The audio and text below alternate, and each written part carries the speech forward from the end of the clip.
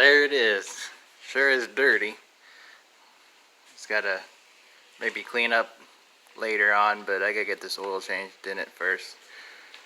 But I checked over all the fluids look good. It's just a little dusty from all the gravel travel, so let's get this oil change knocked out here. So now that you got the car up on ramps, before you start the oil change, you want to make sure that you got your oil, filter, funnel, and then of course the tools. Now with the oil, you want to make sure the grade is the same. Usually they say right on the cap, this one takes 520. It'd be 520, 530, 020, whatever the case may be. If you don't know, there's a sticker somewhere on your hood. So there's the 3.7 group gas engine, and it tells you the year. So that's what this is, 3.7. That's if you did not know already. It's up here. Or you can look in your owner's manual, but this one, 520, and it takes 6 quarts. Now you want to double check, make sure you have enough quarts. If you're a quart low, you can still run it with a quart low, but you need to add that last quart as soon as you can. But I have all 6. But yeah, brand, it does not matter. You can Quaker State, Pennzoil, Mobil 1, whatever, Super Tech. And then your filter, you want to make sure that you get the correct filter for your vehicle. Some of these, they're twist on, and some of them, they're internal, where you have to find the cap. Usually on GMs, there's a cap that you twist off, and then it's just the filter drops down in there. So regardless of what it is, you need to make sure you got the right one. As far as this one, it's a 105/75. The XG just means extended guard, or ultra guard, whatever it is. Ultra synthetic. But yep, just make sure you got the right stuff before you start. But once you get everything done, it goes pretty smooth.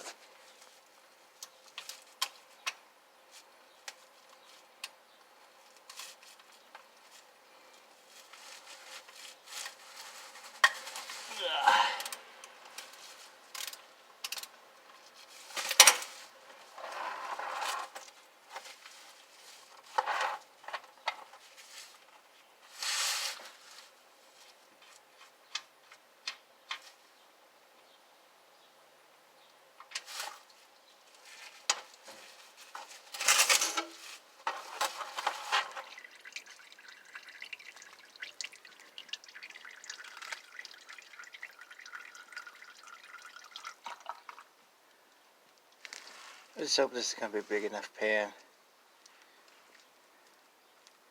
It's getting full quick. There's still a lot coming out. Alright, so you have this cover, and the filter is just right up there. You just reach up and get it. I already replaced with the new one. And then there's 1, 2, 3 bolts that hold this on, and then the drain pan is this right here, and the plug is on the back side. I think it's the passenger's. Yeah, it's just right here on the back corner. Let's get these bolts back in real quick. Take the 3 bolts out, 8mm. Cover folds down, pop the filter off, put the new filter on, bolt this back up. Oil pan is a 15mm, and you pull the plug, let it drain, and then once it's done draining, you put it in. And then what I usually do is when I get it snug, I usually do a 1/4 of a turn to a 1/2 turn tight, because I don't have a torque wrench to fit on there. So I always do 1/4 of a turn to a 1/2 turn, and it always stays. So you don't want to over tighten it, because then you can strip the threads and then it becomes a problem. Some people would always pour it this way and it would just blob everywhere, but if you turn it this way, it'll pour pretty easy. See how smooth it is? No blop, blop, blop, blop. So that's just a little trick. Keep in mind when you're pouring the oil. And I'll show you the other way so you get an idea of what I'm saying. And I usually just let that sit in there while you open up the next one.